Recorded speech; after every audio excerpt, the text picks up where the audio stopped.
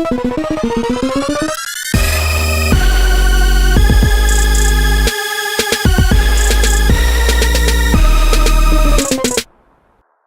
up, guys? Welcome back to Shawn and Richard Save the Industry. I'm Shawn. I'm Richard. And today we're going to be talking about Bethesda Game Studios, and pretty much entirely Bethesda Game Studios. Yeah. So whenever we say Bethesda in this video, just for brevity's sake, that'll mean Bethesda Game Studios. We'll mention that is Bethesda Softworks if we talk about the publisher, Bethesda, instead of the developer, Bethesda. Yeah, so we're going to talk a little bit about some of the controversies. We're not going to go too much into that, but we're going to start off with kind of where Bethesda Game Studios started off and where they are now. So Bethesda Game Studios is a division of Bethesda Softworks, and they've been around since early 2000. Bethesda Game Studios by itself has been around since the early 2000s. Yeah. Bethesda has been around since the 90s. It's a child company of ZeniMax Media. Yeah. And it was actually ZeniMax who made the decision to separate the company into two parts, giving the publishing rights to Bethesda Softworks, which was the original company by itself, and then the Game Studios got all the development staff, which we can talk about. I don't think it was a good move.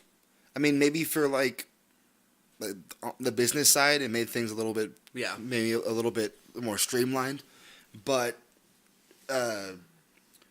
Bethesda was in a unique place when they did their own in-house publishing, and it was all people that worked together, and it was a company family instead of two, which that would become over the years is two separate companies that have different ideas for where the company should go.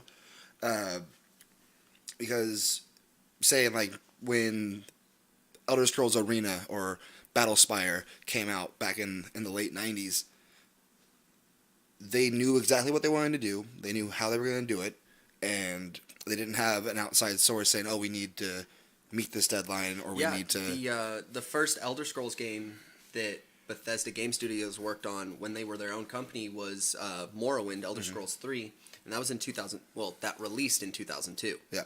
So, and then the first Fallout game that they worked on was Fallout 3, and that released in 2008. Yeah, and at that point, they were still very closely knit companies. Because a lot of the guys that worked at Softworks worked with the development team back when it was all one thing. Yeah. But over the years, people have left, like they do, and now you have things where you have. I'm blanking on his name. Not Todd Howard, but the other guy. Oh, yeah, I can't remember. Well, I'll figure it out. It'll come to me later. But he'll say things that maybe Todd doesn't necessarily agree with, but he has to agree with publicly because corporate image and all that kind of stuff. Yeah. I'm not giving Todd Howard out in any kind of way. I'm not a huge fan of the man, but I'm not either. Todd Howard also came into like his own in that period.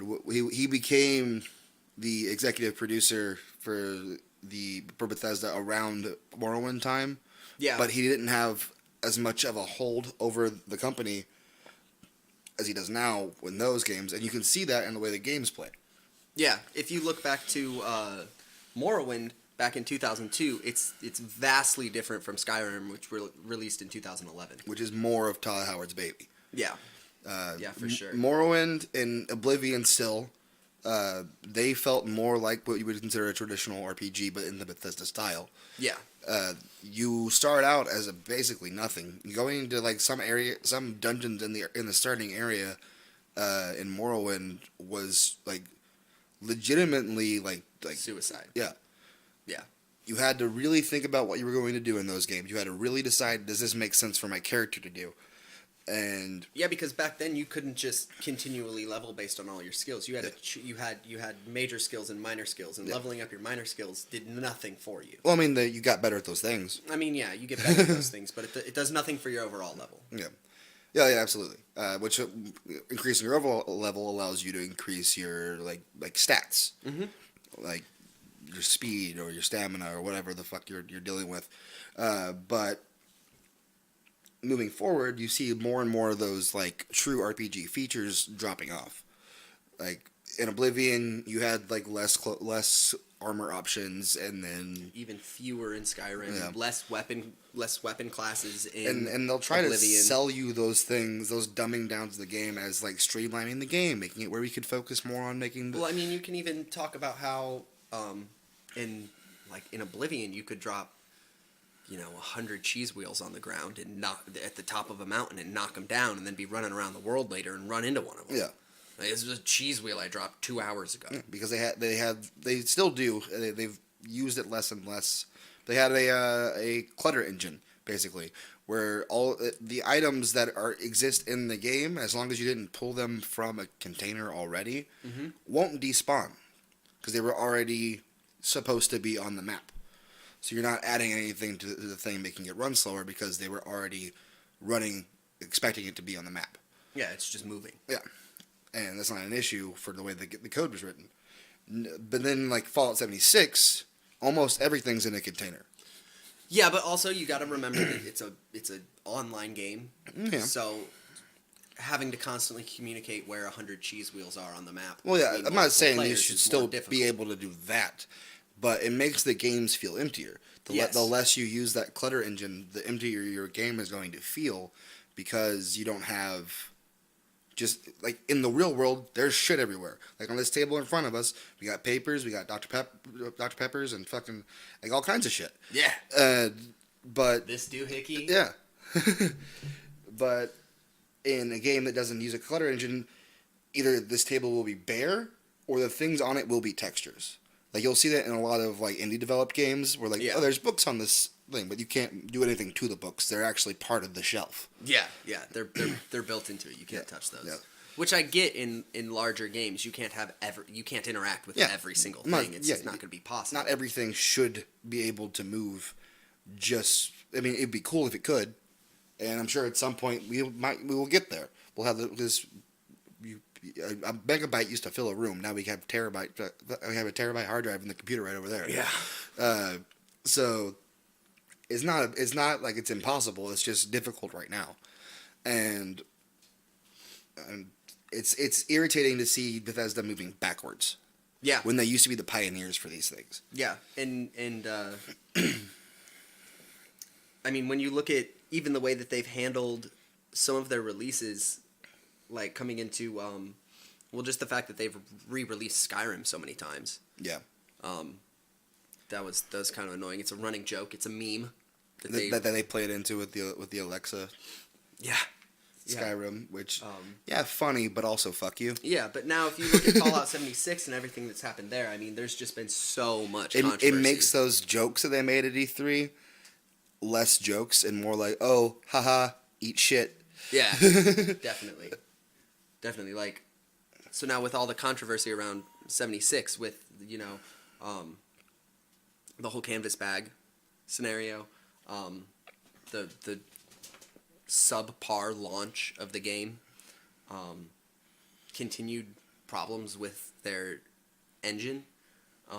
Just with the canvas bag, they initially came out and said that they didn't have materials available. They said that the night of November 28th, and then the morning of November 29th, they tweeted out that they were going to give players 500 atoms.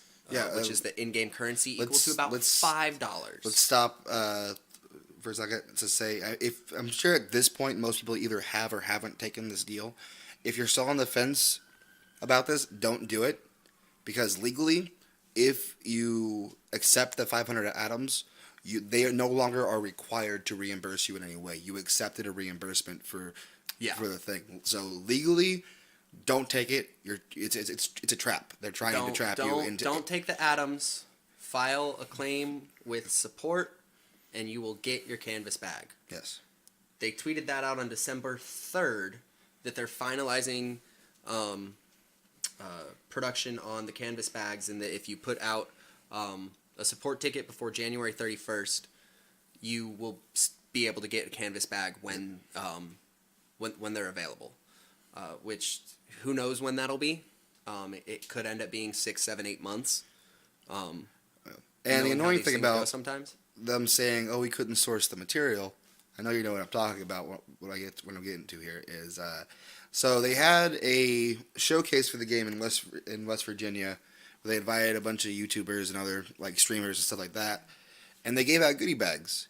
And guess what the goodie bags were? Oh, they were the canvas bags that they advertised. It wasn't the exact same bag that they advertised, because the canvas bag in the advertisement is more like a sports duffel. Mm-hmm. This is more of like a like cylindrical backpack kind of thing.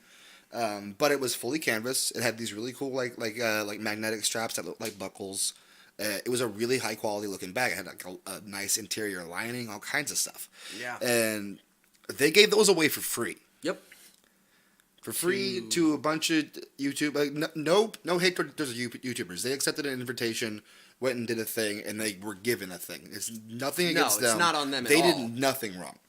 But to give away a really high quality bag to some people that give you some good press, but your biggest fans, the guys who are dropping $200 in America, $300 in Australia, on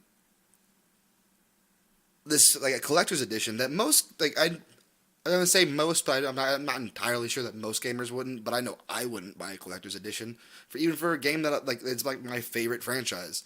I don't care about that kind of knick-knacky stuff, but some people do, and it's fine if you do. But those are your biggest fans, the big guys that are willing to drop that much money, and you said fuck you to them and gave free shit to people that were just they were gonna get a free copy of the game anyway. Yeah. They just simply because they were gonna give you free press and free advertisement on their YouTube channels or their streams. Yeah. It's just kind of crappy. And it'd be one thing if like, oh, well, we promised them something when we gave them the invitations. Still a bad excuse, but at least it's something. But if they were even expecting any kind of goodies, they weren't expecting like a badass bag to come with it. You could have just put that shit in a bag. Yeah. Just a bag with your logo on it. And no one would have cared because it's still free shit. Yeah. And then you could have saved all that money that you wasted on these influencers and made the bags that you promised. Yeah, and you wouldn't have a bunch of pissed off fans. Yeah.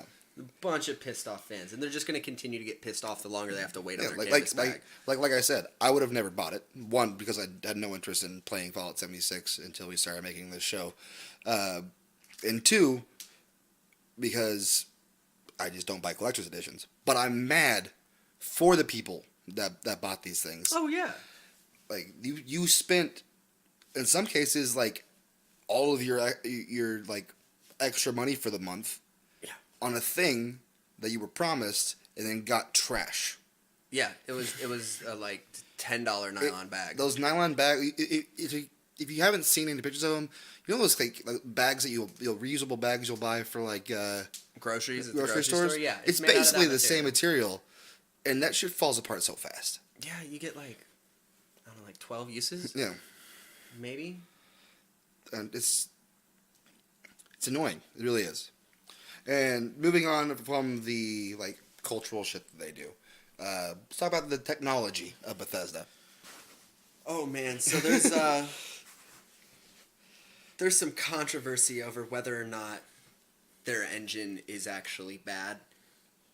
In my opinion, they don't need an entirely new engine. No, I mean, but they definitely need to. Unreal 4 is basically just a really, really updated and overhauled version of Unreal 1. Yeah. So you don't have to stop using Creation Engine. No. That's not what I'm asking Bethesda to do, but just update it. Like if you look at the way that you run in Fallout 76 versus the way you run in Fallout 3, they're different. Yeah, you can tell that it's been updated, but you can also tell that the base code of the animation is the same. Maybe it's time for a new animation. Of using an engine to begin with is to stop you from doing redundant work. Yeah.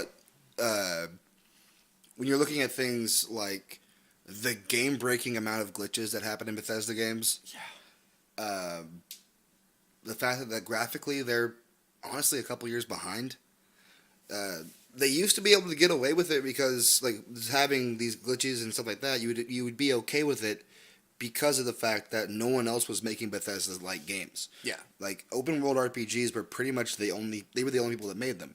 Yeah. But now, everyone makes open world games. Oh yeah, because everybody wants open world games. I mean, Ubisoft's making just tons of different open world games. Every game they make is open world. Yeah. Tom Clancy, the Watch Dogs series, Watch Dogs, the Assassin's Creed series from the start has been pretty much open world. It was a little bit less open world for Assassin's Creed 1 because there was like area, but that was just a product of the time. Yeah, they couldn't really do open world, especially with how much space is in that game. If you put everything together with that level of technology, we wouldn't have been able to run all together. But yeah, everybody has at least one every AAA developer has at least one open world game. Hell, Warhorse. Yeah, Warhorse. That was like 30 dudes, a Kickstarter, and fucking what's the engine they use for CryEngine? Yeah. They got a CryEngine subscription, did a Kickstarter, and had like 30 people, and they made a game on par with what Bethesda is releasing now. Yeah, for real. It was. And Bethesda has 500 developers. It had its glitches, it had its shortcomings, but it was a good game. Yeah. And you could tell that a lot of work and thought and effort was put into the game just by playing it. And honestly, like, as far as like really crazy like game breaking glitches, they have less than Bethesda. You never saw a dude just start randomly breakdancing after you killed him. No, but at the beginning of the game, they had some glitches with some quests that just wouldn't work. And certain things that were story quests, but they fixed those very quickly. They updated and patched and whatever they needed to do because they knew that this game did poorly. They were done. Yeah. But also you have things like how intricate their like clothing system was. Oh God. Clothing and armor system, and it was the same system that worked for you as it did for the NPCs. You had these like vibrant looking NPCs because they could have so many different styles of clothing, in different layers. Yeah. So you didn't really have the issue where you have in a lot of, especially Bethesda games, where like, oh, that guy's wearing that thing, and that guy over there, he's wearing the same outfit. Yeah, because there's only two inventory pieces. You can't even take it from them. Yeah. When you kill them sometimes. Unless you have like gone into the thieving skill trees. Yeah. If you have pickpocket at 100, then you can take what they're wearing. Well, I mean, sometimes when you kill them, you can't even take what they're wearing. Yeah, I mean that was the thing in Oblivion too. Like I always wanted that fucking white Imperial Guard armor. Oh God, yeah, you can't take it though. You can't take it. It's not for you. It's not a usable item. It's not for you. I wanted it so fucking bad. Like if they put it in a game, like I know it's probably modded in, but like so I could get it from a mod. But if they put that shit in the next Elder Scrolls, and this like it's just an item that you can find, I'd be so happy. But it won't look the same because they completely overhauled the way the Imperial Legion's armor looked from Oblivion into Skyrim. And honestly, while we're on the subject, wasn't a fan. Nah. Like, they went from being this cool, like, yeah, it had Roman influences, but it was this cool thing that was its own thing because Romans never wore full plate armor. No. To, oh, look, they're cosplaying the Romans. Yeah. Literally just... Look at those hairy ass knees. if they would just update their engine, yeah, it would be difficult. Yeah, one of their arguments is that their devs already know the engine and the editor and everything. But in the last 2 years, in the last 3 to 4 years, they went from 100 to 500. Yeah, or 200 to 500, something like that. They acquired. Let's see, Battlecry in 2012, and remade it into a division of Bethesda Game Studios in 2018 in March, and that one's in Austin, Texas, and then they opened Montreal location in 2015. And there's another satellite studio in Texas as well. Yeah, there's one in Dallas, and that used to be Escalation Studios in 2007. And actually, just in August of this year, they turned it into, August of 2018. Yeah, a guy on Reddit, Goosens, did a post about like overhauling engines and doing these big trading things. It's a thing that every developer does. Yeah, he's a throwaway account though, so you're not gonna. The only post you'll find if you look him up is this one. Yeah, I wanted to plug him, but I guess he wanted to remain anonymous so he didn't lose his job because it's kind of a lot of shade to be throwing inside of a company Vacuum. I don't think he works for Bethesda, but he Hell, he is a developer. But he was saying that they should have made like the best time for them to have done their big overhaul was right after Skyrim. Yeah. It was the end of the Xbox 360 era. They could still use the engine to port it to Xbox One like they were always planning on doing anyway. Yeah. And then they could have overhauled their engine, maybe even set up a team, like a remote team, that is constantly doing updates to the engine. And they, like every other major developer does. And then train their entire staff. And then when they did these big upgrades, like where they acquired new studios and hired new developers and all that kind of stuff, they would have been able to train them on the new thing, and it wouldn't have been any kind of issue. Now it's going to cost more money and take more time. Yeah. And I doubt they're going to do too much of a large overhaul until at least after the release of Elder Scrolls 6. No. Because I mean, they are to be fair, they are still changing stuff. It's not like they're just sitting on their ass. They use a new rendering tool, new lighting systems, all kinds of stuff just for Fallout 76. And they said they're changing more stuff for Starfield, and then even more for Elder Scrolls 6 in the future. So they're just, but the thing is, it's going too slow. Yeah. You're already behind. Yeah, they're no. Back when Morrowind and Oblivion came out, they were ahead of the curve. They were doing things that no other developer would even consider doing. Yeah.